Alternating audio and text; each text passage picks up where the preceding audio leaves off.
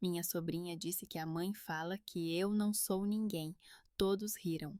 À noite, meu pai perguntou se eu pagaria no dia seguinte. Respondi que paguem eles. No outro dia, puro pânico. Ainda vem bomba. O sol batia através das cortinas coloridas da cozinha, refletia na velha mesa de madeira e penetrava até na minha pele. Essa era a imagem transparente daquele domingo, daquelas que ficam gravadas na memória com um leve desconforto. Eu sou Selênia, uma mulher de 31 anos que trabalha como tradutora, italiano, espanhol, francês, inglês. Os meus salva-vidas pessoais. Mas nesta casa eles não tinham qualquer valor. Os meus pais há muito que tinham tudo dividido. As minhas responsabilidades, as expectativas, até mesmo o direito de falar. Tudo parecia ter sido planeado de antemão. Tudo começou com piadas, aquelas que corroem a pessoa por dentro, como a água frágil corrói a pedra. Cassandra, a minha irmã mais velha, organizou uma sessão exemplar de boa vizinhança. Espalhou comentários maliciosos sobre a minha vida sem nuvens no mundo dos textos e palavras, aparentemente com um sorriso leve, mas os seus olhos brilhavam com faíscas maliciosas. A sua filha de 7 anos, Linor, copiava obstinadamente os seus modos, com toda a sinceridade, brincando de conversas de adultos à mesa festiva ao lado.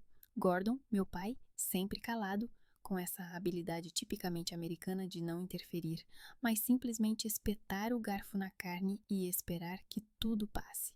O clima durante o jantar era descontraído e brincalhão. Devin, namorado de Cassandra, vendedor de automóveis, contava histórias do seu trabalho, conversando de vez em quando com Gordon sobre créditos e descontos. A minha mãe, Eila, apenas revirava os olhos às minhas respostas sobre o próximo projeto e insinuava gentilmente que eu precisava voltar à vida normal, com marido e filhos, e não com essas aventuras linguísticas maçônicas. Cada piada que saía da boca dela cortava um pedaço da minha autoestima, tão delicadamente quanto se descortina uma cadeira que há muito tempo está rachada. Tentei manter o equilíbrio. Expliquei que traduzia textos para escritórios de advocacia e startups espanholas, que o trabalho era complexo, mas promissor. Cassandra revirou os olhos ainda mais do que a filha, como se tais explicações pudessem surpreender alguém. Mas o principal rito de humilhação aconteceu quando ela trouxe 2 tigelas para a mesa, uma para os adultos e outra para as crianças. Eu não prestei atenção a isso até o momento em que Linur disse abertamente: "Você não pode sentar-se conosco, a mamãe disse que você não é ninguém." Essa frase soou muito alta, muito direta. A dor me cortou instantaneamente, como uma lâmina no papel. O primeiro momento foi imóvel, quase estéril, e depois explodiu o riso. A mãe cobriu a boca, o pai até enxugou as lágrimas de tanto rir. O filho de Devina ficou olhando fixamente para o telefone, e Cassandra repetiu em voz alta algo como: "As crianças às vezes são muito sinceras, não é?" Eu senti um aperto tão forte por dentro que queria gritar, ou pelo menos soltar um pouco de ar, mas simplesmente me levantei e fui para o corredor, vestindo o casaco quase mecanicamente. Eles não perceberam quando eu saí. A porta atrás de mim ecoou o riso que continuava à mesa. Estava anormalmente quente na rua. O autocarro demorou muito tempo a andar vazio e parecia que eu carregava no bolso um peso invisível de vergonha, um peso que finalmente se libertou. Entrei no meu quarto, sentei-me na cama por um longo tempo e fiquei olhando para o teto. O telefone vibrava com mensagens de amigos e colegas, mas nenhuma da minha família. No dia seguinte, à noite, o silêncio foi quebrado por um seco. "O pagamento ainda é amanhã", do meu pai. Nenhuma palavra de explicação, nenhum desculpe. Olhei para o ecrã e não reconheci essa pessoa que, durante décadas, só sabia esperar que o plano fosse cumprido. Pela primeira vez, escrevi abertamente: "Resolvam vocês mesmos." O meu pai leu a mensagem durante 5 minutos e não respondeu nada. Bloqueei o chat da família e senti uma indiferença surda e amarga. Na manhã seguinte, a minha mãe ligou sem parar. O pagamento não chegou. O que vamos fazer? Vamos ser multados, tudo vai desmoronar. Como podes fazer isso? Não respondi, fui trabalhar mecanicamente, repetindo as frases habituais. Negócios e amor são coisas incompatíveis. E adivinhando deprimida o que estava escrito nas entrelinhas. Depois do almoço, Cassandra escreveu no Messenger que eu era egoísta, desonesta e ingrata, que ninguém tinha cancelado os deveres familiares. Desliguei o telefone e permiti-me acreditar, pelo menos por um momento, que podia viver para mim mesma. Em vez de alívio, veio a ansiedade, mas, junto com ela, algo parecido com a primeira lufada de ar puro. À noite, pela primeira vez em muitos anos, tive vontade de fugir não só deles, mas também de mim mesma. Na mesa da cozinha, o ecrã do portátil brilhava com dezenas de e-mails não lidos. Não abri nenhum. E já à meio da noite, um único pensamento começou a rodar na minha cabeça. Um pensamento que me perseguia há cerca de 15 anos. Se eu nunca mais voltasse a esta casa, alguém notaria? As manhãs das últimas 2 semanas tornaram-se iguais para mim. O café esfriava na chávena, embora eu parecesse lembrar-me dele, a mesa de trabalho ficava cheia de prazos, mas a sensação de preciso trabalhar, preciso me sustentar, era menos opressiva do que a sensação fundamental de preciso ser responsável por mais alguma coisa. No entanto, a cada dia a fadiga aumentava. O dinheiro parecia mais um chicote do que uma almofada de segurança. Eu tinha orgulho de estar a realizar 2 grandes projetos ao mesmo tempo: a tradução jurídica de um caso criminal complexo do espanhol e a tradução literária de um romance contemporâneo do italiano, mas o meu nível de esgotamento interno estava a atingir o limite. Eu aperfeiçoava o meu trabalho, aceitava novos clientes e em casa me esperava um silêncio sepulcral, sem telefonemas da família. E mesmo assim, por mais que eu ganhasse e conseguisse fazer tudo no nível das sensações, continuava presa num buraco negro de vazio que nenhuma demonstração financeira poderia preencher. Nos primeiros dias após aquele almoço familiar tenso, eu me pegava tentando não pensar, nem em subornos emocionais, nem em deveres. E então começou algo que me irritou mais do que qualquer discussão franca. Chegaram cartas pelo correio de primas distantes e de uma tia-avó do Texas. O texto era vago, mas a ideia era óbvia. Ainda bem que a Cassandra te apoia financeiramente, porque é difícil para uma mulher sozinha. Você é ótima por não ter vergonha de pedir ajuda à família, o importante é não perdermos o contato. Sugestões semelhantes apareceram nos comentários das sessões fotográficas da família. Eu relia isso e não entendia. Será que todos acham que sou uma investidora anual na minha própria incapacidade? Na onda dessa sensação de substituição da realidade, procurei uma saída no meu habitual círculo de comunicação profissional. Foi assim que entrei na rede de tradutores. Lá havia um lugar de frieza, cinismo e imparcialidade. No chat em grupo para especialistas em tradução, notei Jorin pela primeira vez. Um editor de Michigan, correto, ambíguo, excessivamente atento aos detalhes, como um consultor de negociações de crise, e não apenas um linguista. Quando finalmente me afastei dos dramas financeiros e me atrevi a enviar uma mensagem pessoal, a nossa conversa fluiu facilmente. Eu fazia piadas sobre traduções de patentes, ele respondia com ironia sobre as cenas de amor nos romances que editava.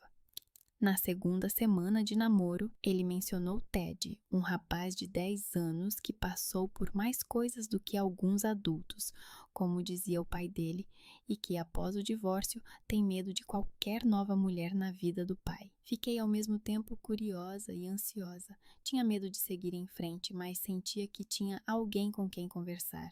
Pela primeira vez em muito tempo, alguém partilhou as suas dúvidas, e não as suas exigências. E isso foi uma sensação quase fisicamente nova. As cartas de trabalho seguiam seu curso. O caso judicial tornou-se mais complexo. Os depoimentos precisavam ser traduzidos do espanhol emocional, não apenas para o inglês, mas para a linguagem jurídica oficial, onde subentendidos ocultos podiam alterar a essência da sentença. Eu me envolvi na análise da topografia das manipulações nos textos, às vezes traçando paralelos com a minha própria vida. Quando faltava força, eu mudava para o romance, e lá também apareciam linhas de traição, crises financeiras e dívidas para com a família. Eu me pegava com um medo idiota. E se, na prosa contemporânea, as heroínas também estivessem condenadas a depender da opinião alheia? Com Jorim, trocávamos correspondência cada vez mais longa, revelando-nos não através de "Ei, como vão as coisas?", mas através de reflexões individuais. Ele perguntava como soava a palavra amor em italiano, e eu brincava obsessivamente sobre como a língua finlandesa salvava do romantismo. A certa altura, ele escreveu que não queria confundir os canais profissionais e pessoais, que só estava disposto a comunicar quando eu também quisesse, e que, repito, não se atrevia a levar o Ted para uma nova relação sem ter a certeza de que tudo era seguro. Enquanto isso, a família começou a lançar não mais pedidos, mas agressão passiva. Todas as noites, a minha mãe enviava mensagens passivo-tensas. Por enquanto, temos dinheiro suficiente, mas tu sabes que sem ti, tudo está a desmoronar-se. Ou, Cassandra está muito preocupada contigo. Diz que se precisares de alguma coisa, ela sempre ajudará. Era triste até as lágrimas. Eu sabia muito bem de quem era o cartão que eu tinha recarregado todos os anos anteriores e quem realmente tirava os meus pais das armadilhas da dívida após um gesso infeliz ou um eletrodoméstico quebrado. Uma ou duas vezes durante esses dias consegui trocar algumas palavras com Eva, uma amiga de longa data ainda dos tempos de faculdade. Ela observou secamente: "Se ficares em cima do muro, vais ficar sozinha no meio da sala." Eva não sabia os detalhes, mas a sua lógica era irrefutável. Mesmo assim, a imagem da família não me deixava em paz. Quanto mais eu me envolvia em relacionamentos fora da família, mais percebia que eles viviam numa realidade paralela, onde eu era automaticamente culpada e a minha vida real não interessava a ninguém. Uma noite, Jorim e eu tocamos no assunto das dívidas familiares e das manipulações psicológicas.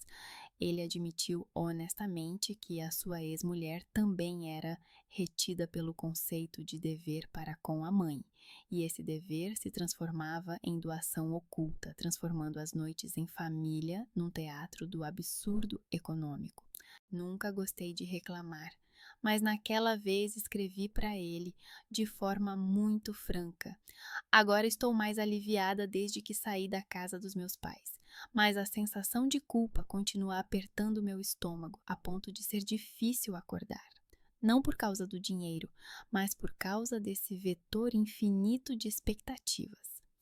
A resposta não se fez esperar. Não conheço a tua dor, mas obrigado por teres escrito. O dinheiro resolve apenas a subsistência, mas nunca resolve uma pessoa. Às vezes mantemos-nos de pé graças ao peso do passado, e não à mulher ou ao homem ao nosso lado. Ele era aquela parede que não precisava de ser puxada, mas na qual realmente se podia apoiar. É característico que, precisamente nessa noite, tenha chegado uma nova mensagem da minha mãe. Não guardes rancor, filha. Sabes como estamos a passar por um momento difícil. Tu compreendes tudo, não é verdade? Fiquei a olhar para essas palavras durante muito tempo e percebi que não era um pedido de ajuda, mas um sinal para reiniciar os velhos cenários. A fissura que antes era apenas um pequeno defeito na nossa idílica vida começou a crescer, transformando-se numa verdadeira ruptura. Ainda não sabia o que fazer a seguir, mas pela primeira vez compreendi claramente. Sem a verdade sobre mim mesma e os meus limites, não conseguiria sobreviver. O telefone tocou no meio de uma frase de trabalho, algures entre o testemunho sobre a carrinha roubada e a observação seca do juiz. Parei mecanicamente a meio da frase. O meu olhar deslizou para o ecrã Mãe. A sensação era como se alguém tivesse aberto as janelas antigas da sala, através das quais entrava uma corrente de ar da vida passada. Hesitei por muito tempo, mas o meu dedo estendeu-se sozinho para o botão Atender. A voz de Eila estalava como um rádio barato, algures na garagem. Ela falava rapidamente, engasgando-se com as palavras, que Gordon trabalhava um pouco para um conhecido, apenas ajudava com os carros. E lá aconteceu um acidente. Acontece que ele escorregou no chão coberto de óleo, caiu mal, resultado fratura na tíbia, gesso, muletas, sem trabalho. Nos próximos meses, filha, você entende? Crédito, contas de serviços públicos, medicamentos. Ela enumerava tudo isso como uma lista de ingredientes para um prato que outra pessoa teria de cozinhar. Isso vai demorar muito? Perguntei, embora já soubesse a resposta. O médico diz que com certeza vai demorar alguns meses, lamentou a minha mãe. E nós temos dívidas, tu sabes? Pensávamos em nos recuperar um pouco com o teu pai. Ele ganhava bem lá. Mas agora acabou. Filha, ajuda-nos pela última vez. Juro que depois tudo vai mudar. Depois vai ficar mais fácil. As palavras pela última vez doíam especialmente. Já me as tinham dito tantas vezes que podiam ser gravadas no brasão da família. Mas havia algo de genuíno na voz dela. Pânico, confusão, não a habitual nota manipuladora. Fiquei em silêncio e a minha mãe continuou. Eu sei que estás zangada por causa daquele almoço. Cassandra estava apenas a brincar, Linor repetiu. As crianças não entendem. Você não vai nos punir, vai? Essa perna, esse gesso. Filha, por favor, desta vez não vamos conseguir sozinhos. Não desliguei o telefone imediatamente. Depois da conversa, fiquei sentada à mesa, olhando fixamente para o monitor, onde uma frase incompleta terminava na palavra responsabilidade. Uma palavra muito correta, até demais. Levantei-me, dei uma volta pelo apartamento, voltei e acabei por abrir a aplicação do banco. Os números no ecrã pareciam humilhantemente confiantes. Eu tinha o suficiente para pagar de uma só vez a dívida vencida deles e ainda pagar alguns meses da vida deles em modo de economia. Mas cada número parecia soar, lembrando que não era apenas dinheiro. Era mais uma ilusão comprada de que eu seria notada. Após uma hora de hesitação, acabei por clicar em transferir. Com um pagamento separado, paguei a prestação em atraso e com o outro, transferi a quantia para despesas, o que me causou um nó na garganta. Na nota, escrevi para tratamento e contas. Foi um pouco nauseante, não pela quantia, mas pelo facto de eu ter novamente sido reprovada no meu exame interno de limites. Escrevi uma mensagem para a minha mãe tarde da noite, curta, sem palavras desnecessárias, que a transferência tinha sido feita, que ela verificasse. A resposta veio instantaneamente, também sem sinais de pontuação. Filha, tu és o nosso anjo, tu nos salvaste, eu sempre soube que tu não és como dizem. Essa última parte, como dizem, me empurrou para um buraco ainda mais escuro. Quem exatamente e o que exatamente disse? E onde estou eu? E onde está a versão deles sobre mim? Nos dias seguintes, trabalhei ainda mais do que o normal. O projeto jurídico estava chegando ao clímax. Os depoimentos espanhóis choviam sobre mim como chuva suja. Mentiras, meias-verdades, manipulações, cada palavra tinha peso. Apanhei-me a pensar ironicamente que me tinha tornado especialista em falsificações de factos alheios, mas na vida real continuava a permitir que alguém reescrevesse a minha história como lhe convinha. Eu e Jordan nos víamos online quase todos os dias. Ele contava como Ted se interessou por espanhol e lhe perguntava algumas palavras, e ele, por sua vez, me perguntava as opções corretas de gírias. Uma noite ele percebeu o meu distanciamento e perguntou com sinceridade: Parece que estás a traduzir para mim um texto que tu mesma odeias. O que aconteceu? Eu me atrevi a dizer a verdade, sem sarcasmo, sobre a perna quebrada, as contas a pagar, aquela mesma última vez. sobre o facto de eu ter salvo novamente e agora algo dentro de mim se partir com a ideia de que isso é apenas o começo. Ele ficou em silêncio por um longo tempo e depois respondeu calmamente que, às vezes, damos um passo atrás não porque somos fracos, mas porque ficamos parados no mesmo lugar por muito tempo e temos medo de seguir em frente. Passaram-se mais alguns dias antes de eu me decidir a ir visitar os meus pais. Formalmente, a visita era para ver o Gordon, mas na verdade eu ia ver as consequências da minha própria fraqueza. A casa recebeu-me com a mesma mistura de cheiros familiares, batatas fritas, móveis antigos e um ambientador muito forte. O meu pai estava sentado na sala de estar, com uma tala do joelho ao tornozelo, a perna apoiada em almofadas, a televisão a transmitir algum canal desportivo. O seu rosto não expressava tanto gratidão, mas sim a raiva reprimida de uma pessoa que de repente se viu dependente. Oh, vejam, a tradutora chegou, gritou Cassandra da cozinha. Provavelmente trouxe mais um pagamento. Fingi não ter ouvido.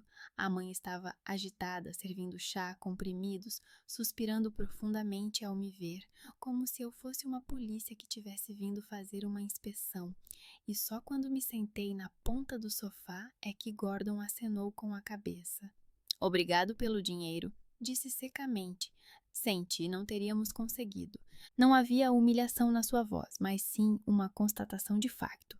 Mas, em vez de calor, fui tomada por uma sensação estranha, como se tivesse cumprido a minha função, como uma linha de crédito ou um seguro.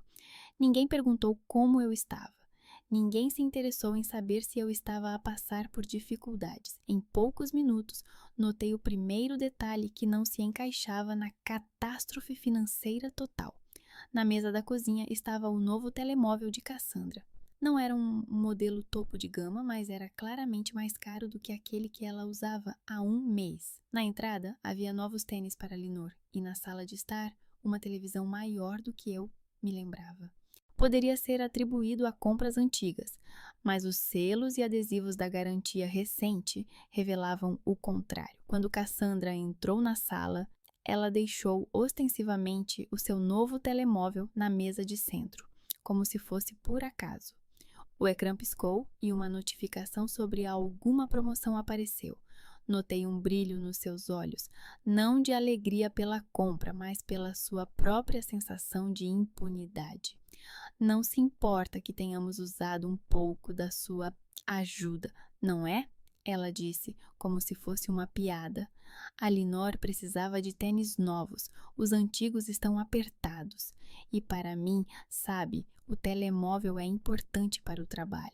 Eu também estou a tentar me manter à tona. Senti algo dentro de mim se tensionar lenta, mas inexoravelmente. A minha mãe imediatamente se apressou em amenizar. Ora, Cass, não exagere. Selênia entende que a família é um orçamento comum. Fazemos tudo para todos. Orçamento comum. Uma bela expressão, considerando que, na verdade, o único elemento comum nesse orçamento eram as minhas transferências. Saí para o quintal com a desculpa de tomar um ar. Era mais fácil do que iniciar uma conversa para a qual ainda não estava preparada. No pátio havia uma velha cadeira de plástico. Sentei-me nela, olhando pela janela da cozinha. O vento trazia pedaços de conversa da janela aberta. A voz de Cassandra podia ser ouvida como se ela estivesse falando mais alto de propósito. Relaxa, mãe, eu disse, apele para a piedade, e ela mesma encontrará tudo. Seja metade do salário, seja todo, ela sempre puxa. Cassandra falava no tom que normalmente se usa para descrever a previsão do tempo. O principal é não dar tempo para ela pensar. Agora temos alguns meses para pensar em algo. A voz da minha mãe soou abafada. Mas ela vai ficar ofendida de novo se descobrir. E como ela vai descobrir? Você não vai contar a ela. Não precisa. Diga que os remédios do seu pai ficaram mais caros e pronto. Cassandra interrompeu. Selênia não pede recibos. O importante para ela é sentir-se uma boa filha. Ela sempre foi assim, não é? Não ouvi mais nada, minha cabeça ficou confusa. Cada frase dela parecia arrancar de mim velhas camadas de auto-engano. De repente vi claramente o esquema. Ela pinta um quadro catastrófico. A mãe alimenta-o com lágrimas e, pela última vez, eu obedeço e abro a carteira. E depois elas distribuem esse dinheiro, como lhes convém, e ainda acrescentam a sua lenda para os parentes sobre a irmã fracassada que a bem-sucedida Cassandra mantém à tona. Eu estava debaixo da janela e sentia não apenas raiva, algo parecido com uma fria e gelada revelação. Acontece que eu não sou uma vítima, mas um recurso conveniente. Não uma filha, mas um serviço bancário infinito. Quando voltei para casa, meu pai estava a mudar de canal. Minha mãe estava presa entre a cozinha e o corredor. Cassandra fingia estar a mexer nos telemóveis. Eu olhei para eles e de repente percebi. Se eu ficar calada agora, este jogo nunca vai acabar. Eles não vão mudar. Ou eu quebro o roteiro, ou fico nele até a velhice. Fiquei no meio da sala. As palavras se formaram sozinhas, sem um plano prévio, mas muito claramente. Eu ajudei vocês desta vez. Paguei a dívida, dei dinheiro para alguns meses. Foi uma escolha minha, mas foi o último gesto financeiro da minha parte. Não receberão mais dinheiro de mim. Houve uma breve pausa quase física na sala. Os olhos da minha mãe arregalaram-se. Gordon congelou com o comando na mão. Cassandra pousou lentamente o telefone na mesa e cerrou os lábios. Eu ainda não sabia quem falaria primeiro e como tudo isso acabaria, mas sentia que, após a próxima frase deles, não haveria mais volta. A reação foi previsível e, mesmo assim, atingiu em cheio o ponto fraco. A primeira a falar foi, claro, Cassandra, com a mesma bravata nervosa com que ela sempre esconde o medo de perder o controle. Vejam só, temos aqui uma revolucionária. Ela cruzou os braços sobre o peito. Você está aí a planear se libertar das obrigações familiares? Deu dinheiro uma vez e já é o último gesto? Cass, chega! A mãe estremeceu, mas apenas por um instante. Selênia está apenas cansada. Ela também tem a sua vida. Ela está sempre cansada. A irmã ignorou. Cansada de ajudar, cansada de vir, cansada de ouvir. É conveniente quando o cansaço encobre qualquer responsabilidade. Não é, Cel? Eu olhei para ela e me perguntei como minha parente consanguínea podia dizer isso com tanta confiança, como se estivesse lendo um roteiro pronto. Talvez fosse isso mesmo. O roteiro tinha sido escrito há muito tempo e eu apenas desempenhava meu papel com dedicação.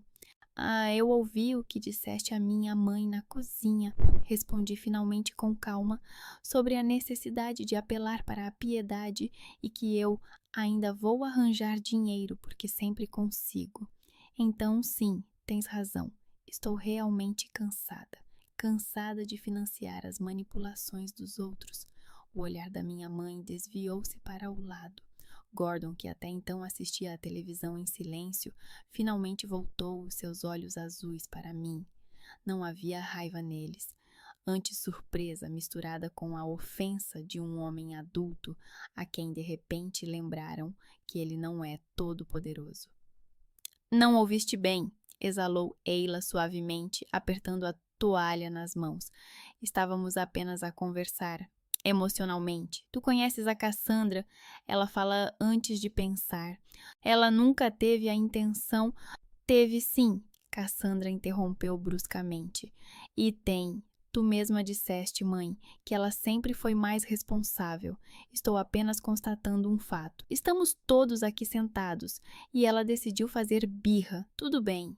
Mas não precisa dramatizar, Cel. Pode simplesmente recusar, em vez de dar uma palestra moral. Não é uma palestra. Senti a minha voz ficar mais calma do que esperava. É uma explicação. Não estou a dizer que vocês são pessoas más, mas não vou mais abrir a carteira. Posso ajudar a encontrar uma moradia mais barata, negociar a reestruturação da dívida, procurar aconselhamento jurídico gratuito.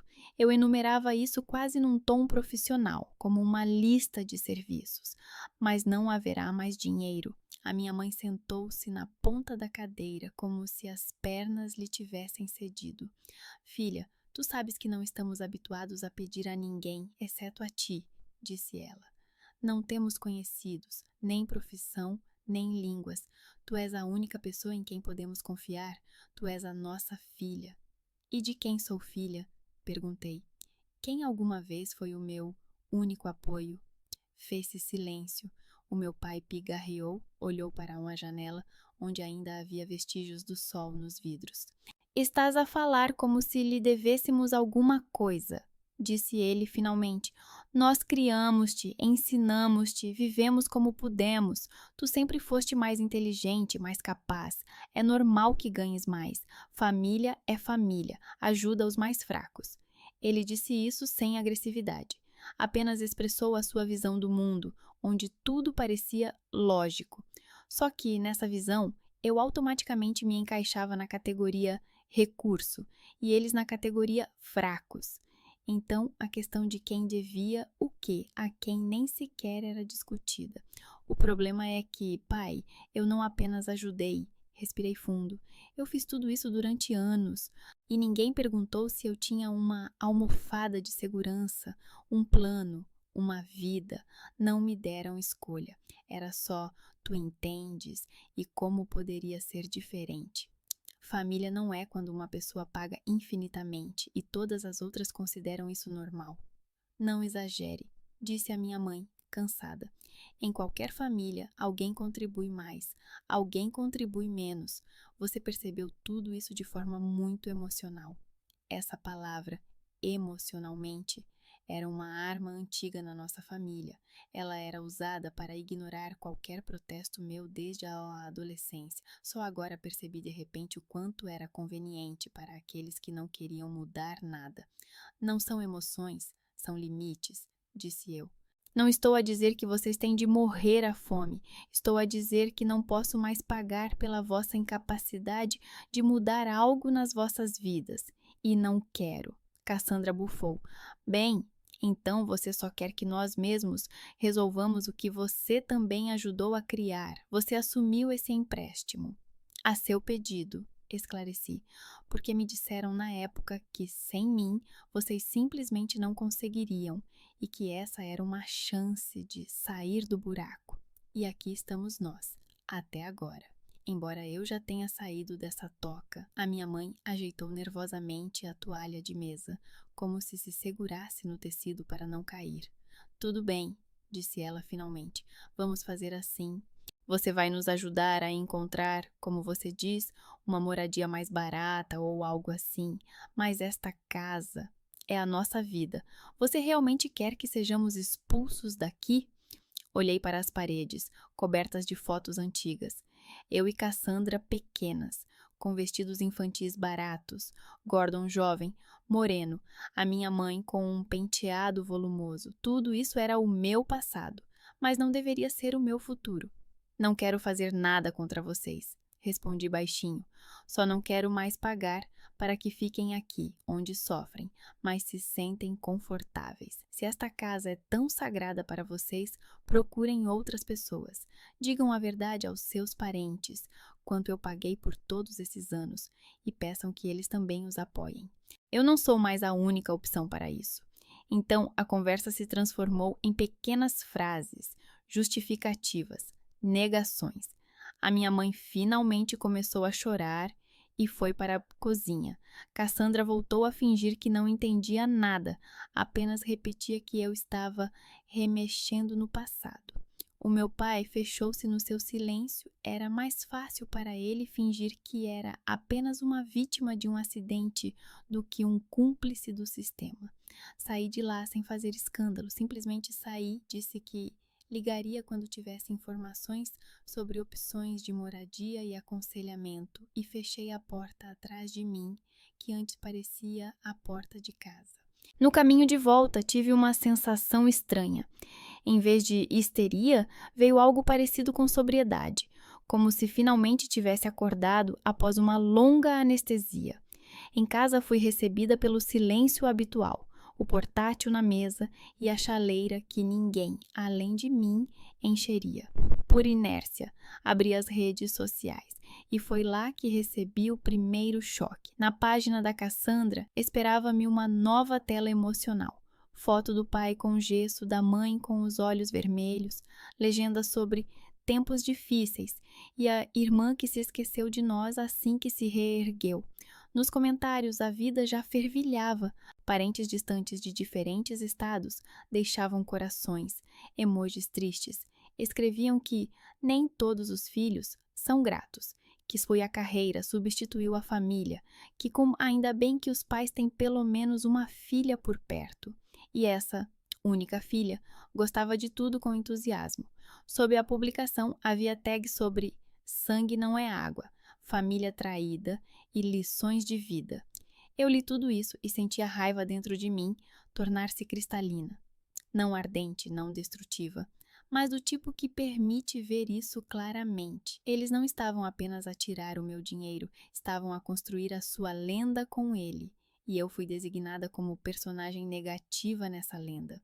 A minha primeira reação foi sair de todos esses espaços online, jogar o telemóvel pela janela e me trancar naquele pequeno nicho onde ainda restava algum controle sobre a minha vida. Mas os meus dedos abriram o chat com Jorin. Escrevi brevemente. A minha irmã publicou um post onde me transforma numa monstra que abandonou os pais com uma perna partida. Acho que em breve isso chegará aos outros. Ele não respondeu imediatamente. Talvez estivesse ocupado, talvez estivesse a organizar os seus pensamentos. Enquanto isso, folheando o feed, vi os nossos conhecidos em comum da cidade a criticarem silenciosamente esse circo. Sem condenação direta, mas com aquele consentimento silencioso que já havia percebido várias vezes nos olhares da família. Finalmente, ele respondeu: tens todo o direito de contar a tua versão da história, tal como aconteceu, não para te justificares, para não voltares mais a este assunto. Caso contrário, eles vão sempre falar em teu nome. Olhei para este texto e percebi que era exatamente isso que eu temia, dizer a verdade, que não poderia ser retirada. Fui dormir sem responder.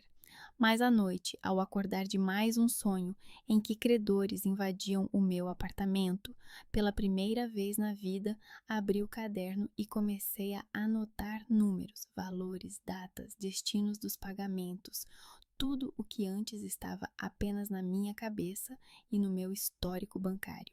A imagem ficou ainda mais desagradável quando foi reunida num só lugar.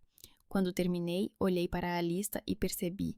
Ficar calada depois disso significava concordar com o cenário que escreveram para mim.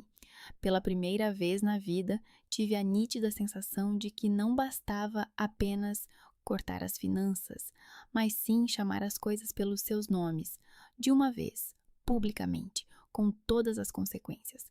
Ainda não sabia como faria isso, nem se teria coragem suficiente para tal. Mas quando, pela manhã, abri novamente as redes sociais e vi novos comentários sobre a traição de sangue no post de Cassandra, algo clicou dentro de mim. Em vez do habitual sentimento de culpa, surgiu uma decisão muito silenciosa, mas persistente, já que me transformaram na heroína do melodrama alheio. Vou escrever a minha própria versão da história, e desta vez, sem censura. Escrever uma publicação em público era para mim um processo equivalente a despir-me no frio. Eu não gostava de lavrar o rosto. Tinha medo de que esse passo se tornasse um ponto sem volta. Mas o impulso interno já estava fora de controle. Se eu ficasse calada novamente, continuaria sendo considerada culpada por omissão. Não pelo fato, mas pelo papel que todos, desde parentes até conhecidos, me impuseram. Por isso decidi, sim, agora é o meu momento da verdade. Comecei com algo banal. Abri o portátil, senti as mãos a tremer e toda na adrenalina a subir aos dedos. Passei muito tempo a rever extratos bancários e recibos eletrônicos. Cada lista de transferências bancárias parecia não ser apenas números, mas elementos de uma crônica honesta. Registrei todos os pagamentos ao longo dos anos, sublinhei os principais: crédito, tratamento médico, serviços públicos, até mesmo as mensalidades escolares da Linor e a compra única de um frigorífico para a Cassandra, capturas de ecrã, breves explicações, fotos de correspondência, onde a mãe escrevia: sem ti não haverá nada, filha. Passou quase 3 horas a tomar notas. Na verdade, era uma terapia dolorosa, mas purificadora. Jorim estava online. Ele escreveu: esta é a sua história. Não estou a aconselhar nada. Apenas seja você mesma. O principal é não assumir mais do que você pode suportar. E lembre-se, depois disso, tudo mudará inevitavelmente. Suas palavras me deixaram um pouco mais calma e clara. Eu não queria vingança. Eu queria estabelecer um limite. A publicação consistia em frases concisas. Expus os factos, sem metáforas e sem qualquer avaliação. Adicionei algumas capturas de ecrã, inventando o tema: ajuda não é uma fonte infinita, mas uma escolha da pessoa. Acima da publicação estava o valor total. Em 9 anos, dei mais de $60.000 à família. Ninguém nunca perguntou se eu podia, se eu queria, se me sentia viva. No final deste texto, escrevi de forma simples e direta: não darei mais ajuda financeira, não por maldade, mas porque cada nova transferência me destrói. Tenho o direito de parar. Agora, se realmente se preocupam com os vossos pais, podem demonstrar o vosso carinho. Ajudem-nos com dinheiro, com as tarefas domésticas, com atenção. Não me escrevam mais sobre o que é preciso fazer. Já fiz tudo o que podia. Cliquei em publicar por volta das 2 da manhã, quando a cidade já dormia há muito tempo. A sensação era ao mesmo tempo vazia e densa como argila molhada. Desliguei o telefone, empurrei o portátil para um canto. Sentei-me na cama e pela primeira vez em muitos anos não tive medo da solidão. Ela parecia até bastante real, quase aconchegante. Várias opções passavam pela minha cabeça. Um escândalo, um julgamento público, críticas frias nas redes sociais. Eu ainda não sabia o que aconteceria pela manhã. A única coisa que percebi naquele momento, se depois disso tudo desmoronasse, que desmoronasse, mas não mais com o meu dinheiro e sem os meus sentimentos de culpa. E mais, nessa pausa, no silêncio antes das respostas do mundo, pela primeira vez parecia que eu não apenas existia, mas controlava pelo menos uma das minhas decisões. Fiquei nessa silêncio, sem ligar o telefone, sem verificar as redes sociais. Estava pronta para aceitar qualquer cenário, mesmo aquele em que ficaria completamente sozinha. Mas algo me dizia: esta manhã não seria como nenhuma outra antes. A manhã após o jejum foi como uma ressaca sem álcool.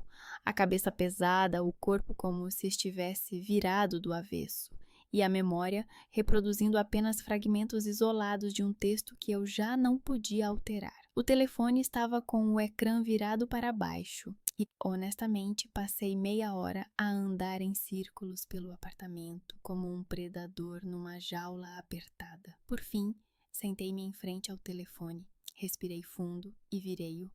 Havia muitas mensagens, muitas mesmo.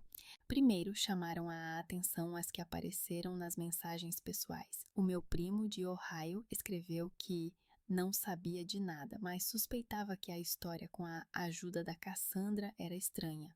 Uma tia distante perguntou cautelosamente se os valores eram realmente os que eu tinha escrito e acrescentou: desculpa por nunca termos perguntado se precisavas de alguma coisa. Várias pessoas da minha cidade, que conheciam os meus pais apenas superficialmente, deixaram mensagens curtas como "fica bem" e "tinhas o direito de fazer isso", sem detalhes desnecessários, mas isso foi o suficiente para entender. Nem todos estão dispostos a engolir a versão alheia dos acontecimentos. Nos comentários abertos, o quadro era mais variado, parte dos parentes permaneceu em silêncio, como se a publicação não existisse. Esse silêncio demonstrativo era ainda mais eloquente do que qualquer indignação. Outros se manifestaram em voz alta. Assuntos familiares não se expõem em público. Como você pôde humilhar assim os seus pais? Não se conta a ajuda que vem do coração. Alguns insinuaram que, se você já foi para a esfera pública, significa que você se preocupa mais com a atenção do que com o apoio real. Cassandra reagiu imediatamente, mas não da forma que eu esperava. Primeiro, desapareceu a sua publicação sentimental com fotos do pai com gesso e dos olhos chorosos da mãe. Depois, ela apagou as últimas publicações com alusões à família traída. E alguns minutos depois, vi nas minhas configurações que ela me tinha bloqueado. Ela não disse nada diretamente, e isso era muito típico dela. Ela sempre gostou de falar de forma que eu ouvisse através de outras pessoas e não diretamente. O mais inesperado foi a mensagem da minha mãe. Chegou perto da hora do almoço, curta, confusa, como se tivesse sido escrita com as mãos trêmulas. Encontrei os teus recibos antigos na gaveta do Gordon. Ele não os deitou fora. Tu estavas a dizer a verdade. Não sei o que dizer. Abaixo desse texto não havia emojis nem os habituais dramáticos minha filha, apenas esse facto nu e cru, e uma estranha admissão da sua própria cegueira. Fiquei a olhar para o ecrã por muito tempo, mas não respondi. Não porque não quisesse, simplesmente não sabia honestamente como responder, sem entrar numa nova ronda de explicações. Guardei o telemóvel, fiz chá e abri os ficheiros de trabalho. Pela primeira vez em muito tempo, permiti-me viver um dia sem estar em constante estado de alerta para apagar o incêndio. Nos dias seguintes, limitei conscientemente o tempo que passava nas redes sociais. Trabalhei, conversei com clientes, fiz traduções, encontrei-me online com Jorin e, às vezes, com Ted, que orgulhosamente demonstrou as suas primeiras frases em espanhol. Aprendi a inspirar e expirar sem olhar para os chats familiares. O mais interessante era perceber o movimento automático da minha mão. Quando, depois de ler mais um "Estamos com dificuldades", eu queria imediatamente entrar na conta bancária. Agora, eu me detinha e me perguntava: é uma necessidade real ou um gatilho familiar que ativa o velho padrão? Por volta do terceiro ou quarto dia após a publicação, recebi uma nova mensagem da minha mãe. Podemos encontrar-nos? Não em casa, não vou pedir dinheiro, só quero conversar. Esta última frase parecia quase engraçada, mas eu percebia que, para ela, talvez fosse realmente um passo. Conversar comigo sem falar de dinheiro. Não respondi imediatamente. Primeiro, escrevi para Jorina. Ela quer encontrar-se. Diz que não é por causa de dinheiro. Não sei se estou pronta para ouvir desculpas. Enviei-lhe e alguns minutos depois recebi uma resposta tranquila. Não és obrigada a ouvir ninguém, mas se fores, já não és a mesma pessoa que eras antes. Agora podes ir a qualquer momento, sem explicar por quê. Essa é a sua nova fronteira. Eu concordei com o encontro. Escrevi para a minha mãe que poderíamos nos encontrar em um café no centro, onde os corredores estão sempre cheios de barulho estranho, e é mais fácil não cair na própria armadilha. No dia marcado, cheguei um pouco mais cedo, pedi um cappuccino e sentei-me perto da janela. A minha mãe entrou parecendo uma mulher estranha, encurvada, mais velha do que eu me lembrava, com um casaco que de repente ficou grande demais para ela. Sentou-se à minha frente e ficou girando a xícara que o garçom lhe trouxe. O silêncio era desconfortável, mas eu não tinha pressa em quebrá-lo. Finalmente, a minha mãe começou a falar. Eu não sabia que era assim que parecia visto de fora, disse ela. Quando ontem encontrei aqueles recibos, pensei que tínhamos destruído tudo na altura, e ele, veja, guardava-os na gaveta de baixo. Você sabia dos montantes, respondi baixinho, mesmo que não soubesse de cada centavo. Eu sabia aproximadamente. Ela suspirou. Mas eu fechei os olhos. Era mais fácil pensar que tu estás na cidade, tens um emprego, um computador, idiomas. Cassandra sempre esteve mais próxima emocionalmente. Ela não se esforçou tanto quanto tu. Por isso parecia que, bem, tu és mais forte, tu vais conseguir. Esse tu vais conseguir era quase o texto do nosso mantra familiar. Acenei com a cabeça, mas não me apressei em salvá-la das suas próprias confissões. Pela primeira vez, dei-lhe a oportunidade de sentir como é falar em terreno escorregadio. Sabes por que é que eu tinha tanto medo de lhe dizer não? Perguntou ela após uma pausa. Porque se eu não concordasse, ela começava a gritar que eu não a amava tanto quanto a ti, que eu estava sempre do teu lado. Então eu realmente... Bem, eu escolhia o silêncio e aparentemente escolhia o lado dela, contra ti. Não havia nenhuma bela retórica arrependida na sua voz, apenas uma constatação cansada de que ela escolhia a menor resistência. E essa resistência estava sempre onde eu estava. Não estou a pedir que odeies Cassandra, disse eu. Só peço uma coisa, não faças mais escolhas às minhas custas. Não sou obrigada a ser mais forte, só porque vocês decidiram assim. Eu também tenho limites, e agora eles vão funcionar, mesmo que você queira fechar os olhos novamente.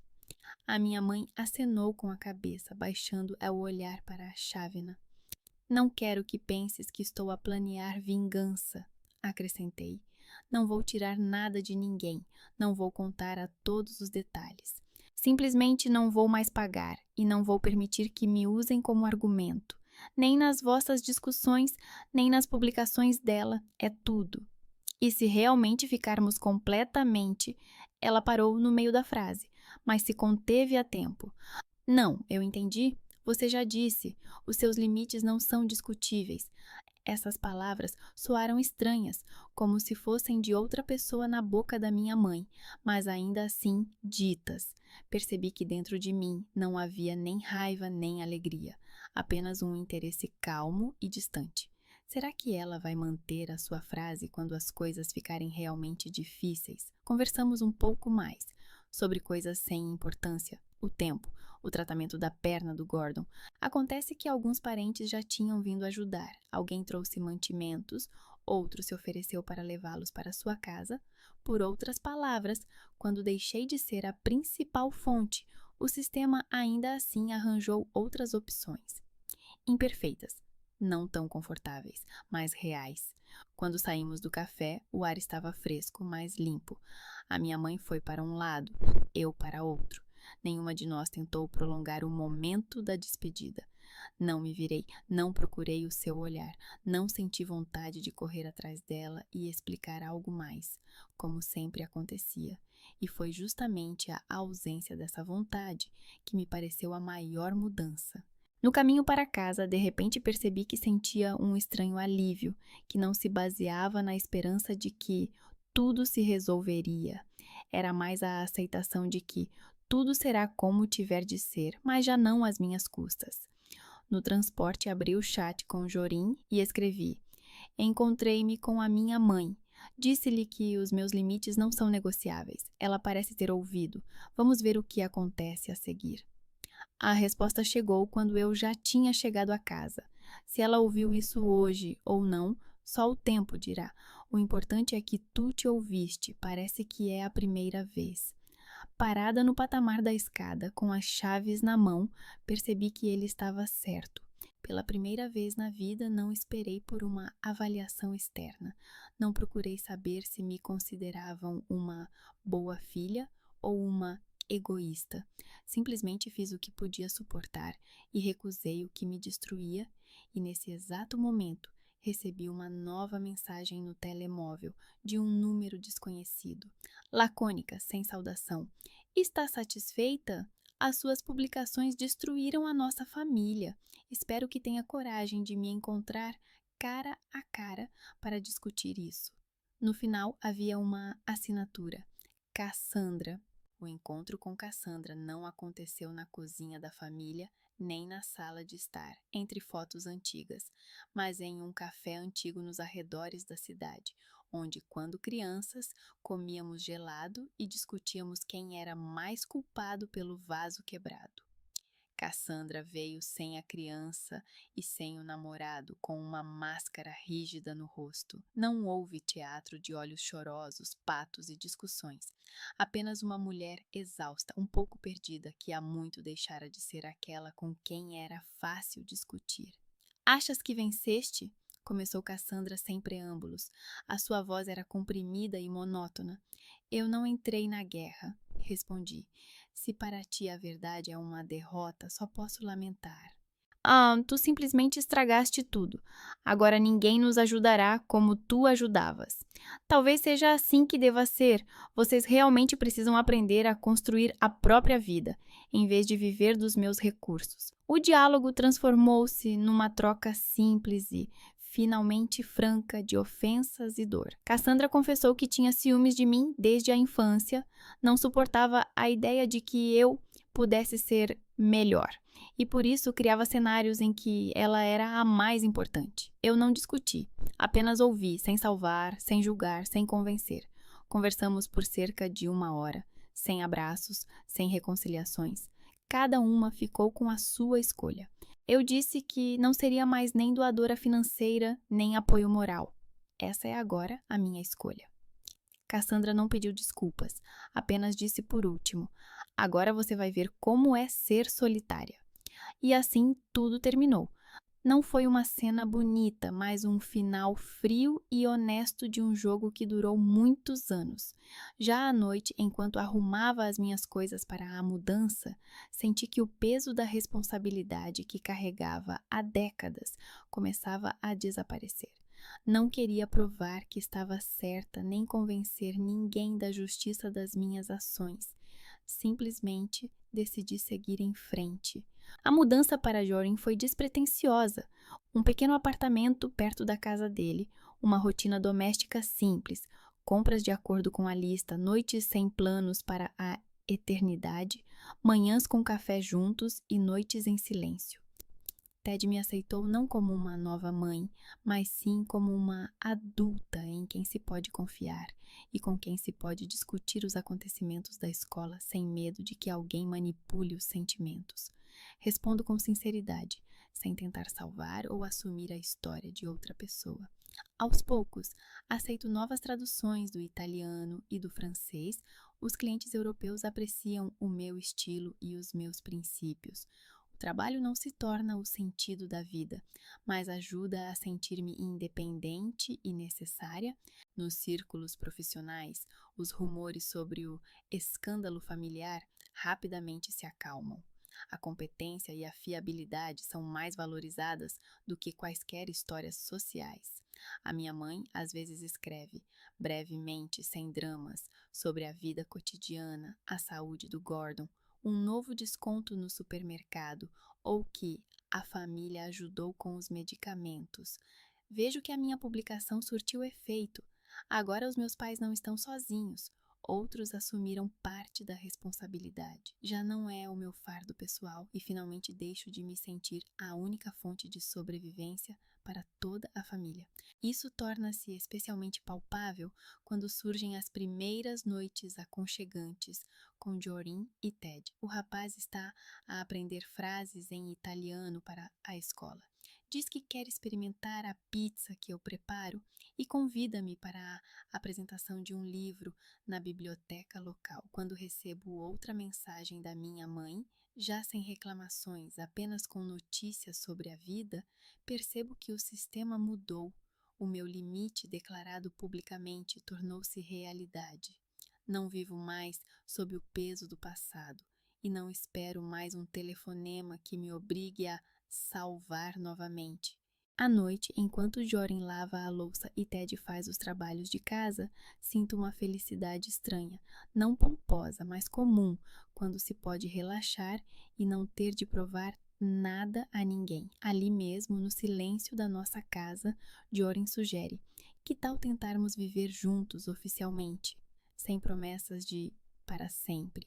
Vamos apenas ser uma família, se tudo der certo.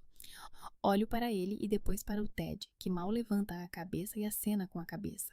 e nesse momento quero acreditar que uma família verdadeira não é sobre salvação, mas simplesmente sobre pessoas que escolhem estar juntas. Mas será que vou conseguir manter esse equilíbrio? Ainda não consigo responder a essa pergunta nem para mim mesma. O ano passou tão despercebido como se a vida finalmente tivesse aprendido a fluir calmamente, sem o constante sinal de alarme na minha cabeça. Eu morava com Jorin e Ted na casa deles, nos arredores da cidade, onde as ruas são largas, as árvores são antigas e os vizinhos se cumprimentam, sem exigir nada demais. A nossa vida era simples: trabalho, escola, jantares sem formalidades, às vezes viagens a pequenas cidades, onde eu podia falar livremente em italiano com turistas ou ajudar alguém com francês no restaurante. Essa liberdade, não comprar a simpatia de ninguém, mas simplesmente ser útil porque eu mesma queria, ainda me parecia um milagre. Mas as cicatrizes do passado permaneciam. Às vezes, quando algum conhecido ou cliente mencionava problemas financeiros, eu me pegava com a mão automaticamente indo para o telefone, para abrir o aplicativo do banco, transferir uma quantia, salvar a pessoa.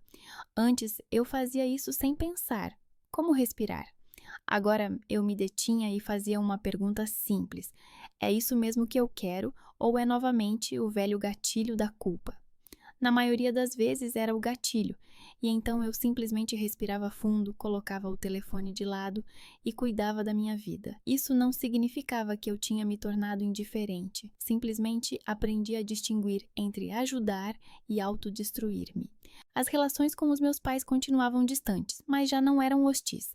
A minha mãe escrevia de vez em quando, brevemente, sem dramas, sobre o tempo, sobre o facto de a perna do Gordon ter sarado, mas ele já não ser tão ativo como antes, sobre o facto de o meu primo de Ohio ter vindo e ajudado com a reparação da canalização.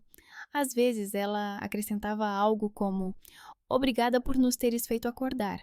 Não compreendíamos como era difícil para ti. Essas palavras não curavam o passado, mas pelo menos davam a entender que algo tinha mudado. Eu não sabia quase nada sobre Cassandra.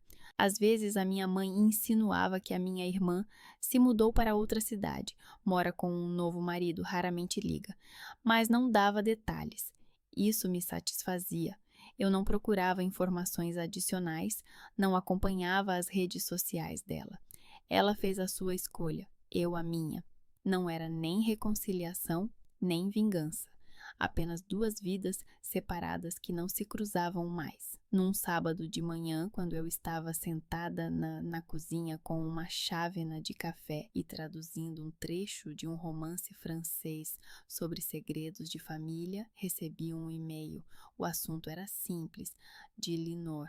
Não o abri imediatamente. Primeiro fiquei olhando para uma tela por um longo tempo, sentindo algo apertar dentro de mim. Linor, aquela menina que uma vez me disse à mesa: tu és uma ninguém. Ela deve ter agora quase 9 anos. Acabei por abrir. A carta estava escrita com uma caligrafia infantil, mas cuidadosa, digitalizada e anexada como ficheiro. O texto era curto, mas sincero. Tia Selene, o meu nome é Linor. Não sei se lembra de mim. Sou a menina que lhe disse palavras feias à mesa da minha avó. Sinto-me muito envergonhada. Na altura não compreendia que isso magoava. A minha mãe dizia que não gostava da nossa família, mas a avó contou-me a verdade, que ajudaste a minha família durante muitos anos e eu fui indelicada. Agora a minha mãe mora longe e quase não a vejo. Estou muito triste. Gostaria de te encontrar algum dia se não estiveres zangada. Quero pedir desculpa. Linor. Li a carta 3 vezes. Cada palavra penetrou mais fundo do que eu esperava. Não era Cassandra. Não eram as suas manipulações. Era uma criança que tentava entender por que o seu mundo desmoronou e procurava alguém que pudesse lhe dar respostas. Parte de mim queria responder imediatamente, abraçar essa menina através do ecrã e dizer: tudo bem, não tens culpa. Mas outra parte, aquela que se lembrava de como foi doloroso ouvir aquelas palavras, lembrava: Sê cuidadosa, não assumas mais do que pode suportar. Levantei-me da mesa, andei pela sala, olhei pela janela para a rua, onde Ted andava de skate com os meninos vizinhos. Jorin estava trabalhando em seu escritório no andar de cima. Não fui até ele imediatamente. Primeiro, permiti-me sentir tudo o que veio junto com aquela carta. Tristeza, raiva, pena, esperança, tudo ao mesmo tempo, como um velho emaranhado que eu já pensava ter desfeito. À noite, quando estávamos sentados para jantar, uma simples massa com molho de tomate que eu aprendi a preparar nos primeiros meses após a mudança. Mostrei a carta a Jorin. Ele leu em silêncio, depois olhou para mim. "O que estás a sentir?" perguntou ele. "Contém, não sei", respondi honestamente. "Eu entendo que ela é uma criança. Ela não tem culpa de quem é a mãe dela. Mas também sei que, se abrir essa porta, talvez abra todas as outras. Cassandra pode tentar usar Linor como uma ponte para chegar até mim. Ou talvez Linor realmente queira apenas se conectar com alguém da família porque se sente sozinha." "Não precisa fazer tudo de uma vez", disse Jorin calmamente. "Por exemplo, conversar online, sem promessas de encontros, sem envolver outras pessoas. Apenas tu e ela. E se isso se tornar desconfortável, tens o direito de parar." As palavras dele ajudaram. Percebi que não precisava escolher entre abrir-me completamente ou fechar-me completamente. Posso ir gradualmente testando os meus limites. No dia seguinte, escrevi uma resposta, curta, mas honesta. "Linor, obrigada pela tua carta. Fiquei feliz em recebê-la. O que escreveste exigiu coragem, e eu aprecio isso. Sim, eu fiquei magoada naquela mesa, mas entendo que eras pequena e não conhecias toda a história. Agora vivo noutra cidade e tenho a minha vida. Mas, se quiseres, podemos comunicar online, por cartas ou videochamadas, talvez um dia até nos encontremos. Não prometo que tudo será como antes, mas estou disposta a conversar contigo. Não tens culpa pelo que aconteceu entre adultos. Selênia." Enviei a carta e senti um estranho alívio. Não fechei a porta para sempre, mas também não a abri completamente. Apenas deixei uma pequena fresta para uma criança que talvez também esteja a procurar o seu caminho neste mundo confuso de dramas familiares. À noite, sentei-me na varanda com Jorin. Ted já estava a dormir. A cidade à nossa volta adormecia lentamente. Ficamos em silêncio, apenas a olhar para o céu estrelado. "Sabes o que é mais estranho?" disse eu. "Há 1 ano tinha medo de ficar sozinha sem eles. Agora percebo que nunca me senti tão sozinha como quando estava rodeada por eles." Jorin acenou com a cabeça. "A solidão não tem a ver com a quantidade de pessoas à sua volta. Tem a ver com o facto de elas verem a sua verdadeira essência." Ele estava certo. Pela primeira vez na vida, eu estava rodeada de pessoas que não me viam como uma fonte de recursos, como uma salvadora, como uma ferramenta conveniente, mas simplesmente como Selênia, uma mulher com os seus próprios limites, sonhos, medos e direito a errar. Eu não sabia como a minha história com Linor iria terminar. Talvez encontrássemos um entendimento mútuo. Talvez não. Talvez Cassandra tentasse interferir. Talvez nos deixasse em paz. Mas agora eu sabia uma coisa. Acontecesse o que acontecesse, eu não compraria mais o amor de ninguém com dinheiro. Eu não salvaria mais ninguém às custas de mim mesma. Os meus limites não são uma parede, mas uma base sobre a qual finalmente construí a minha própria vida. E essa vida, apesar de todas as cicatrizes do passado, revelou-se incrivelmente real.